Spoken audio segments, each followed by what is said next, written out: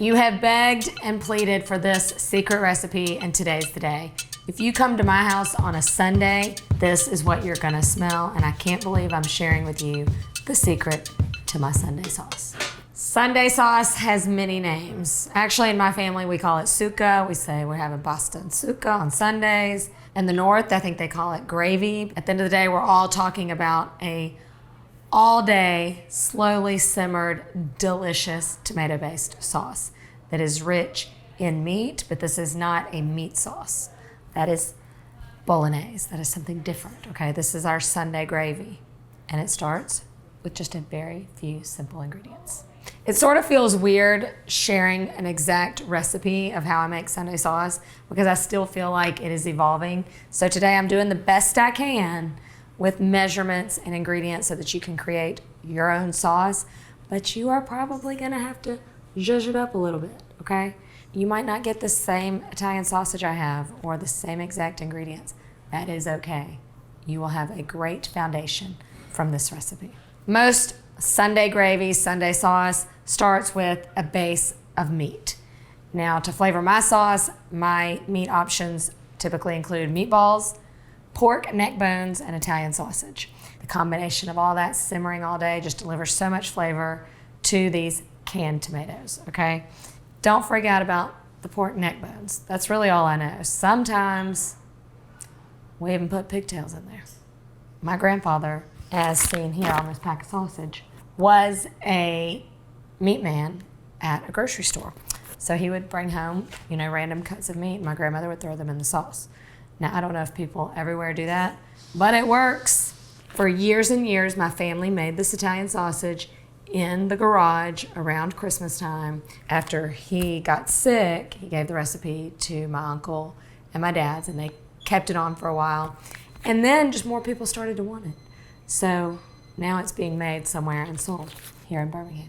One batch of sauce is going to feed a lot of people. So it is a very, very affordable way to serve dinner, and a delicious dinner that will fill everyone up.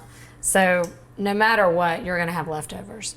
So really, when you make this on a Sunday, you really only have to make it every other Sunday because you freeze it till the next week. I'm getting a large pot heated. I'm gonna add in some olive oil, and I'm gonna salt and pepper my pork. I'm adding this to the pot. We're just gonna brown them on both sides, give them some good color and richness. Then we'll take them out and we'll add them back in later. I'm gonna do the same thing with my Italian sausage. You can see we're already creating a great flavor base on the bottom of the pan. While our meat is browning, I'm gonna go ahead and finely chop one whole white onion. We're gonna saute this in those drippings. Smelling like Sunday.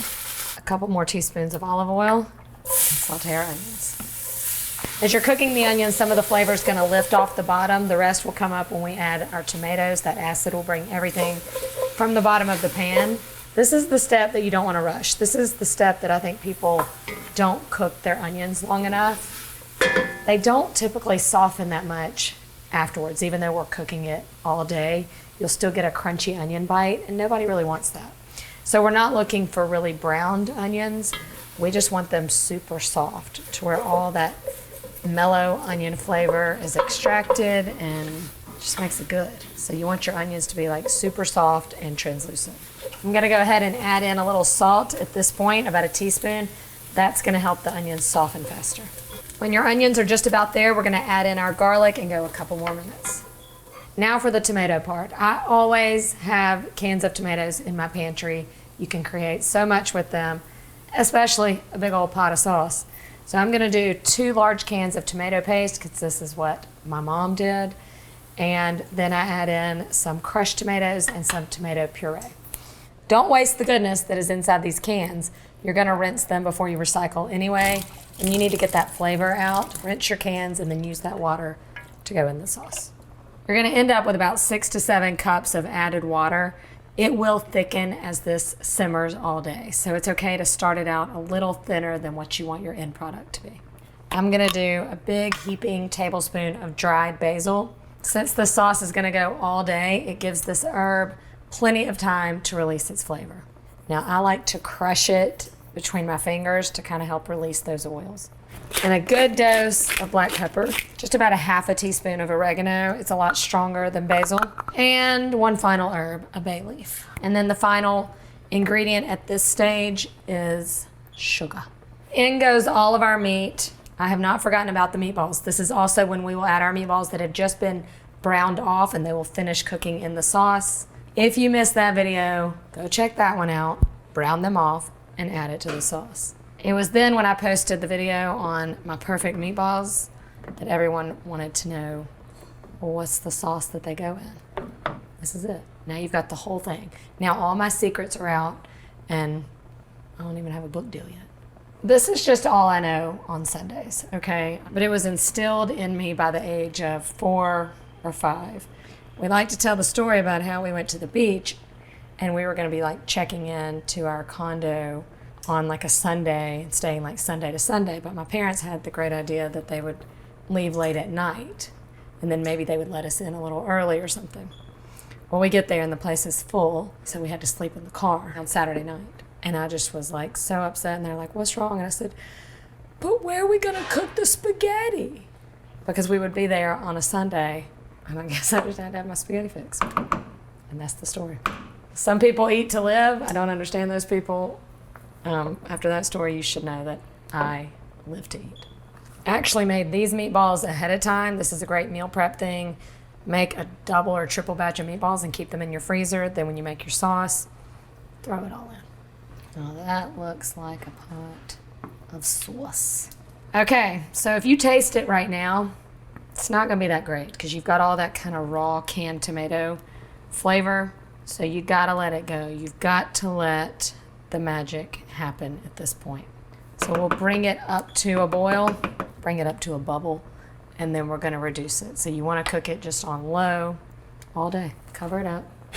Now you will notice if you have this going in your kitchen all day, that somehow the volume in the pot goes down. Now some of that happens by natural reduction, which is what we want, but some of it is because people come by all day long and dip bread in it, and the sauce just goes down by, sometimes a quarter. It's a good snack. See you in a little bit. Do you smell it? Do you smell the Sunday? Now, here's the thing. The longer it goes, the better it is. Even if you want to make this the day before, you can do that too. I'll show you what you're looking for.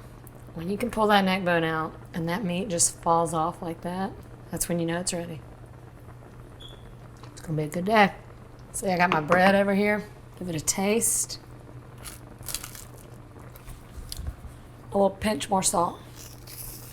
You always got to taste and adjust because I'm telling you it's going to taste a little bit different every time. So you kind of eat your bread and sauce for lunch on Sunday and then your pasta for dinner. You can also see that the color has changed a little bit. It was like a bright red and now it's got more of a brownish orange hint to it. Are you ready? Let's serve it up. This, my friends, is the Sunday sauce. Now, I will, at the very, very end, or just on individual plates, add some fresh basil, maybe a little fresh parsley, brighten it up. I'll show you a little something else when it comes time to serve this. You take your pasta that has been boiled and drained, and you take some of that sauce, and you toss your pasta with it first. We don't pour pasta sauce over plain white pasta. You get a little base flavor going. It's just the way you do it. Here she comes. Serve it up with your portion of meat. We usually save the neck bones for the end because we're kind of fighting over them a little bit, so we kind of eat those for dessert. You know what I mean? Like, this is my definition of comfort food, okay? If you don't have this tradition going on in your household, now's the time to start. Also, just want you to understand how good the meat is. It's absorbed the sauce flavor and the sauce has absorbed the meat. It's like the perfect pair. It's so tender. It's so moist. I just really hope you try this. And when you do, I want you to tag me and let me know what you think.